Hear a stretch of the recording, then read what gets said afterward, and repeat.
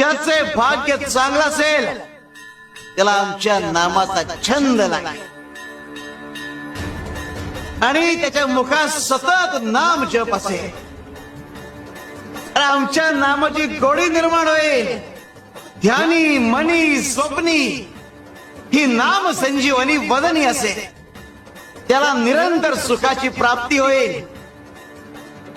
जसं मधाचं सेवन करण्यासाठी भ्रमर कमळ फुलात गुंतून पडतो आणि अत्यंत आनंदाने आणि आदराने मधाचा आस्वाद घेतो. आमच्या भक्ताचे मन आमच्या नामाचे ध्यान लागून उच्च पातळीवर स्थिर होते. मन नामात एकाग्र होईल. त्याची चंचलता नाहीशी होईल आणि त्याचे उन्मन होईल.